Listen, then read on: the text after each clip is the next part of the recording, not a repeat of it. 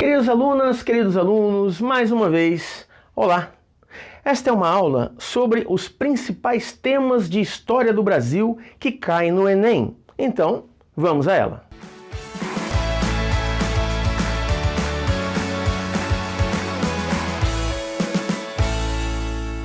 Muito bem, então a prova de história, bom, na verdade o Enem não tem prova de história.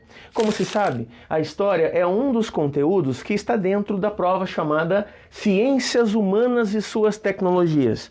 O que isso quer dizer? Ao longo da prova do Enem, do dia que tem essa Ciências Humanas e Suas Tecnologias, você vai encontrar questões que vão abordar temas de filosofia, temas de sociologia, temas de história, temas de geografia, às vezes até de uma forma interdisciplinar. Como assim? É interessante que você se acostume a pensar a história juntamente ou de uma forma integrada com outros conteúdos. Por exemplo, muitas das coisas que a história conta dependeram de fatores climáticos, que normalmente é um campo de estudo da geografia. Ou outros conteúdos de história que são muito estudados, frequentemente têm explicações baseadas em teorias sociológicas. Um exemplo são, por exemplo, a Revolução Russa. Você vai ter que entender a teoria socialista, que é muito abordada na geografia também, na geografia humana, né? Ou na sociologia, né, principalmente. E assim por diante. Quando for estudar história da Grécia Antiga, seu conhecimento de filosofia vai ajudar demais. Ou quando for estudar história da arte, o seu conhecimento nas matérias de arte vai ser fundamental. Então a dica que eu dou para a história enquanto uma das matérias dentro de ciências humanas é essa. Se acostume a pensar o conhecimento histórico de forma integrada, de forma que esteja junto com essas outras áreas do conhecimento. Muito bem. A prova do Enem, ela tem como foco principal a história do Brasil. É uma questão que perpassa toda a prova do Enem. Então você vai ter preocupações com o Brasil, com a brasilidade, com as questões nacionais. Na redação do Enem, grandes temas nacionais são trabalhados. Então, obviamente, quando se pergunta coisas de história no Enem, se fala muito de história do Brasil. Mas, pensando nessa questão da integração da história com outras matérias, também é importante que você sempre tenha em vista que o que nós estudamos de história do Brasil, na verdade, é um recorte na história mundial, principalmente na história ocidental. Então o que acontece? Temas de história do Brasil sempre estão relacionados de uma forma ou de outra a temas de história geral. Você vai falar sobre a escravidão no Brasil? Então é interessante que você tenha em mente noções boas sobre a história da África. Você vai falar sobre o Brasil independente, a independência do Brasil. É interessante que você pense, por exemplo, na era napoleônica e nos seus desdobramentos que acabaram influenciando decisivamente a história da independência do Brasil. Eu separei para vocês aqui Brasil colonial, Brasil império, Brasil república e história e memória. Então o que eu vou fazer? Claro que não dá para a gente saber a priori o que é que vai cair na prova do Enem a cada ano. Mas das provas passadas são feitos por diversos profissionais, diversos levantamentos, e eu dei uma estudada nesses levantamentos nas mais diversas fontes. E peguei aqui alguns temas que têm se repetido com mais frequência e com mais importância ao longo dos anos. Não quer dizer que se eu não coloquei algum tema aqui, é impossível que ele caia no Enem. Mas, por outro lado, quer dizer que os temas que estão aqui são temas com uma maior probabilidade de estarem contemplados na prova do Enem, porque costumam cair ano após ano, muito mais. Também fiz, para cada questão que eu coloquei aqui, algum detalhamento. Então, o que eu estudaria com mais profundidade nesses temas? É claro que a indicação que a gente faz como profissional da educação, sempre que você procura entender de forma holística, de forma mais completa possível, cada tema de história que você está estudando. Mas eu coloquei aqui coisas que são fundamentais nessas áreas. Sobre o Brasil colonial, aquele período inicial do Brasil, então, desde quando os portugueses começam efetivamente a colonização do país, com as capitanias hereditárias e governo geral e assim por diante, até a independência do Brasil, claro, é o período colonial. O que eu separei aqui? 1, 2, 3, 4 temas principais de Brasil Colônia. Então, primeiro tema, os primeiros tempos do Brasil. É interessante que você tenha uma boa noção a respeito das estratégias portuguesas de colonização do país. Saber definir, saber diferenciar capitanias hereditárias e governo geral, saber falar sobre as câmaras municipais, saber falar um pouquinho sobre a sociedade colonial. Ela se estruturou de uma forma muito hierarquizada. Durante boa parte do Brasil Colônia, uma sociedade muito rural, escravista, extremamente patriarcal, né? São coisas que se repetem ao longo do tempo aí na história do Brasil. Período holandês. Bom, quando você vai falar de período holandês, quando você vai estudar o período holandês, você tem que ter em mente que a Holanda, as invasões que ocorreram dos holandeses à colônia portuguesa na América, então as invasões holandesas ao Brasil, estão ligadas diretamente à economia açucareira. Então você vê que a invasão holandesa, a principal, né, ela aconteceu na região Nordeste. A invasão holandesa tem um interesse muito grande no controle da maior região produtora de açúcar do mundo na época, que era Pernambuco. Né? Então, a forma como a economia açucareira se transformou em virtude da invasão holandesa. Da mesma forma, quando os holandeses são expulsos do Brasil ou se retiram, como queira, quando acontece lá quando acontecem as batalhas dos Guararapes e assim por diante, observa-se uma queda muito grande na economia açucareira e na importância da região Nordeste como um todo, politicamente dentro da colônia e assim por diante. Economia mineradora, bom, eu coloquei bem resumido aqui, então olha lá. Estrutura administrativa, influência iluminista. Como assim? Bom, no século XVIII, né, a economia mineradora ela vai ser o carro-chefe da economia colonial.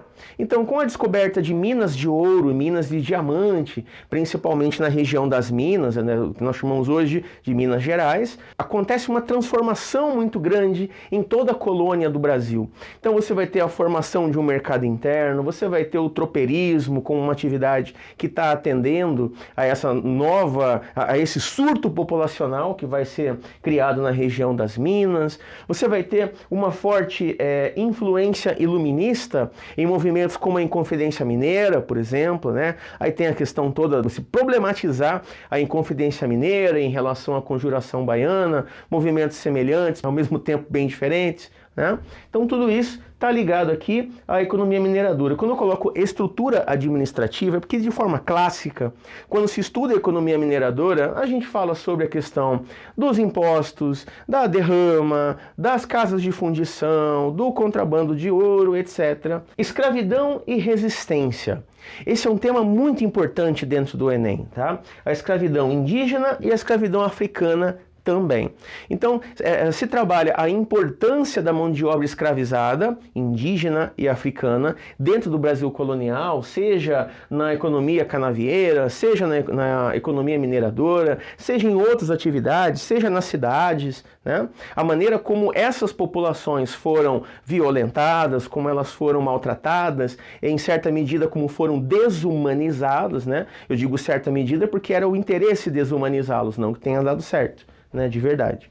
Mas enfim, e a questão da resistência dessas populações, as formas de resistência, seja através de fuga, seja através de luta, seja uma resistência cultural, seja as permanências, a influência dessas e de outras populações na formação da cultura, da nacionalidade brasileira, são assuntos muito discutidos ao longo de provas como o Enem. Então temos aqui Brasil colonial.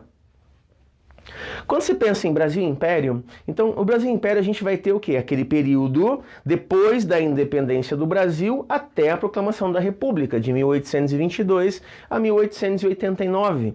É verdade que o Brasil Império é formado por 3 grandes períodos. O primeiro reinado, o período regencial, que são 9 anos entre o primeiro e o segundo reinado, e o segundo reinado. O período regencial não está aqui porque não é muito comum que esse conteúdo seja cobrado no Enem. Mas talvez você esteja sentindo falta dele porque ajuda a entender bastante essa transição. De toda forma, o que é importante que você saiba sobre o Brasil imperial? Bom, o Brasil independente, né, a independência do Brasil é um momento tradicional na história para que se discutam questões como a formação da estrutura do Estado brasileiro. Então você vai ter aqui as forças políticas que agiam sobre já o primeiro reinado, a questão das elites agrícolas, as elites agrárias, os grandes fazendeiros. Então as forças políticas, é interessante que você tenha bem a noção de quais são essas elites econômicas brasileiras nesse período do Império. Tá. Separei aqui independência. Então, todo o processo da independência, é interessante que você tenha uma boa compreensão a respeito dele.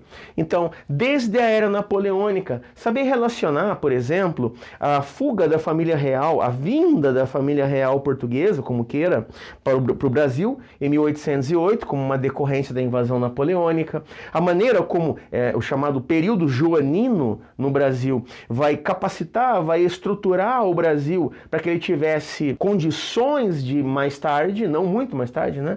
Dom João VI vai embora em 1821. Em 1822, o Brasil já está fazendo a sua independência. Então, as ligações entre a era napoleônica e a independência do Brasil, o processo de independência do Brasil em si, as leituras e releituras que se faz a respeito desse processo. É muito interessante, por exemplo, que você não permita que os seus estudos caiam numa análise reles de porque Dom Pedro estava com dor de barriga no dia... Gente, o estudo da independência do Brasil é muito mais profundo do que isso. É a formação de uma nova nação nas Américas, uma nação enorme, é a fundação de um novo país, de uma nova estrutura de governo, uma nova estrutura de Estado, melhor dizendo, tá? Então, existem muitas forças que estão agindo aí, interesses diversos, e é interessante que você tenha um esclarecimento a respeito disso, né? Então, a formação administrativa, né, e a primeira Constituição do Brasil. Pensamentos que vão muito além da mera releitura. Claro, é importante você fazer uma releitura, uma problematização e uma desconstrução da questão do Dom Pedro, herói da independência, mas vai muito além disso, tá? O estudo sobre a independência do Brasil. Bom, primeiro reinado, então, né, que eu acabei de falar, né, Dom Pedro I, formação do Brasil. E na questão do segundo reinado, então, tradicionalmente, o segundo reinado, ele é um período muito mais longo, né, dura 49 anos, mas, ao mesmo tempo, o segundo reinado é um período muito mais diversificado. Por exemplo, na economia, na política, a questão da sociedade passa por turbulências muito grandes durante o segundo reinado. Então, você vai ter a economia cafeicultora, com o seu deslocamento da região do Rio de Janeiro para o Vale do Paraíba, depois para o Oeste Paulista. Então você vai ter a questão da mão de obra escravizada, as pressões internacionais. Olha aí de novo a gente articulando a história do Brasil com a história geral, né? As pressões internacionais pela abolição da escravidão, a maneira pela qual o Império Brasileiro, a maneira vacilante, ou a maneira incerta, ou a maneira contraditória com a qual o Império Brasileiro lida com a questão da abolição da escravatura, atende às fortes pressões internacionais, ou atende às fortes pressões internas que têm sentidos contrários. Fazendeiros de café não queriam que abolisse a escravidão, etc, etc. Tá? Então, o surto industrial ali da segunda metade do século XIX, a era Mauá, a chegada das primeiras indústrias no Brasil, tentativas como a Tarifa Alves Branco, tentativas do Brasil de alguma forma, talvez se desvencilhar um pouco dessa influência gigantesca, principalmente da Inglaterra, sobre a economia brasileira. Sucesso, fracasso disso. A política externa brasileira no segundo reinado, uma política externa extremamente agressiva. Durante o governo do Dom Pedro II, o Brasil se meteu na política do Uruguai, da Argentina, e para não falar da Guerra do Paraguai, né, a maneira como o exército brasileiro é formado na Guerra do Paraguai e como essa guerra se desenrola. Então, o segundo reinado tem bastante coisa também para você estudar, né? E a maneira como ele termina, através da proclamação da República, vai dar origem, então, ao nosso próximo tema, Brasil-República. De 1889 até o tempo presente. A República Brasileira, eu separei 4 temas também. A Primeira República também é conhecida como República Velha. ou como república oligárquica, ou como república dos excluídos, ou vários nomes tradicionais que se usam, né? A Primeira República é aquele período da política do café com leite, do coronelismo, do predomínio dos cafeicultores na política nacional, da dominação de Minas Gerais e São Paulo. A estrutura política e a questão social, duas coisas indissociáveis já desde o tempo da Primeira República. Ao mesmo tempo que você tem uma estrutura política calcada no auxílio, no incentivo à cafeicultura, você tem um virtual abandono da sociedade, especialmente das classes sociais menos favorecidas, que vai gerar diversas revoltas. Você vai ter a revolta da Chibata, você vai ter a Guerra de Canudos, você vai ter a Guerra do Contestado e assim por diante, né? E várias outras. Depois, a Era Vargas, né? Você vê que a gente está falando de um presidente, não tem nome de mais nenhum presidente aqui. A Era Vargas. Então é uma época fundamental na história do Brasil, na República, que vai dos anos 30 até 1945 e um período depois, né?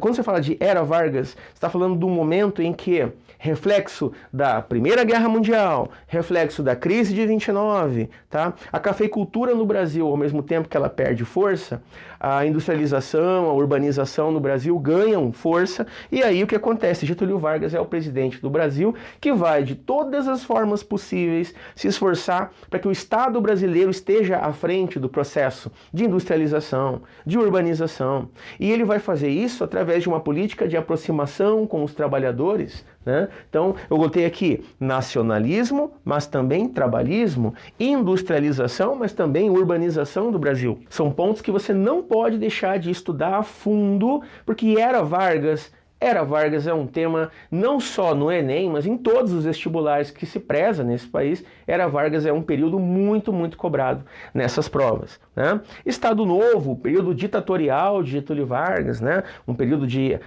em um certo momento, aproximação com forças de extrema direita, né? Uma questão meio nebulosa ali na participação brasileira na Segunda Guerra, que afinal acaba se definindo pelo lado dos aliados. Você tem a questão da Força Expedicionária Brasileira, a participação brasileira na Segunda Guerra, tudo isso durante a Era Vargas, tá? Depois da Era Vargas, não está aqui, mas tem também a República Democrática, o período de 45 a 64, também não é muito cobrado no Enem, não quer dizer que você não tenha que saber, né? Mas eu vou pular direto para um tema muito, muito falado, que é a ditadura civil-militar. Meu amigo, quando você fala ditadura civil-militar, você já está fazendo uma releitura. Porque tradicionalmente se falava ditadura militar. Então, como se o exército brasileiro sozinho, por conta própria, tivesse tomado o controle do governo brasileiro por 20 e poucos anos, né? Não é bem assim. A gente tem setores da sociedade civil aliadas a esse discurso, aliados a esses esforços, né? Então que mantêm, dão sustentação à ditadura militar, tornando-a civil-militar. Então, a questão da política desse período, você vai ter 5 presidentes militares, é interessante você saber diferenciar o governo de cada um deles, você conhecer principalmente os atos institucionais e os seus efeitos dentro da política, dentro da sociedade brasileira, a questão da censura, a questão da repressão. E outra coisa, quando for estudar a ditadura civil-militar, articule esse conteúdo com o contexto internacional. Tá? Não que você não deva fazer isso antes, mas é muito importante que você pense que o Brasil está respondendo às pressões do tempo da Guerra Fria com uma ditadura militar, civil-militar. Da mesma forma que acontece em vários países da América Latina, em vários países importantes da América Latina. O Brasil está fazendo parte desse grupo, né? Então, estuda a política, a economia durante o regime militar, especialmente a questão do chamado milagre econômico, né? Suas principais características, veja bem, chama milagre econômico. Então, as suas principais características e para entender depois as suas principais consequências positivas e as muito, muito negativas também. Ok? Nova República. Bom, o último período, o período atual da República Brasileira.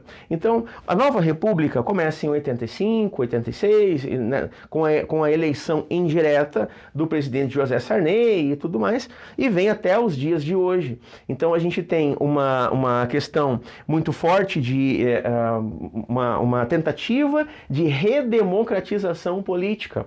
Uma coisa que lá no começo da Nova República parecia que era muito consensual, pessoal, a defesa da democracia e a consonância entre discurso e prática nessa defesa, a gente viu que durante a Nova República isso não foi bem assim, não tem sido bem assim, e a democracia brasileira sofreu e sofre pesados ataques, né? Então é interessante você entender essa questão da redemocratização, né? A Constituição Cidadã, a questão da economia, a questão da recuperação da economia brasileira, o desafio dos planos econômicos no governo Sarney, o Plano Real, seu sucesso, suas limitações, as questões de políticas sociais, as denúncias de corrupção e assim por diante que pairam sobre a República Brasileira até a atualidade. Bom, história e memória é um tema da historiografia na qual a gente trabalha com a construção e a desconstrução de categorias de memória nacional. Então, por exemplo, a desconstrução da imagem do Tiradentes como herói nacional, é interessante que você esteja a par disso. O Tiradentes com o semblante parecido com o de Jesus, o Tiradentes histórico. Por que será que foi feita essa construção do Tiradentes como um herói nacional? Quem fez? Em qual período, etc, etc. A construção dos bandeirantes como heróis do Brasil, heróis paulistas, desbravadores, recentemente é um tema que vem passando por uma revisão histórica muito pesada, né, por conta da releitura que se faz desse heroísmo dos bandeirantes em virtude das suas atividades de escravização de indígenas e outras, né? Então tudo isso são temas de história e memória. Né? Mas também a questão do apagamento das lutas, da resistência dos indígenas, dos africanos, dos quilombolas, né?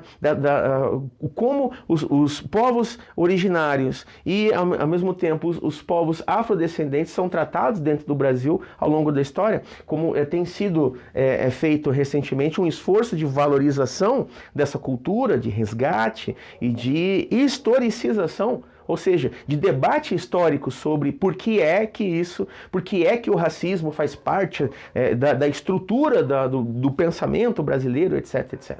Bom, e quando se fala de patrimônio histórico, também é um assunto muito relevante dentro da discussão histórica brasileira.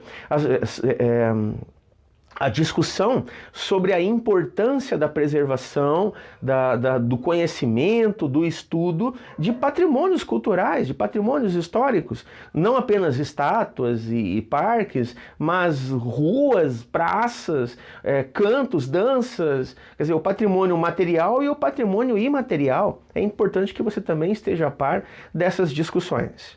Bom, muito bem. Acho que por hoje era isso. Viu? Eu vou fazer mais uma aula com os temas de história geral mais cobrados no Enem. Mas olha, essa questão da história do Brasil é cerca de 80% das questões do Enem. Então, muito, muito importante. Se você gostou da aula, por favor, deixa o like, se inscreva no canal, compartilhe. Antes da aula, eu deixei um tempo o quadro aqui, sem nada na frente. Você pode dar uma pausa, tirar um print dessa tela, salva essa imagem, dá uma olhadinha nela quando for fazer a prova, quando for fazer seus estudos, tá? Usa esses resumos aqui que vai te ajudar bastante, ok? Então, era isso. Muito obrigado, fiquem bem, um abraço e até a próxima!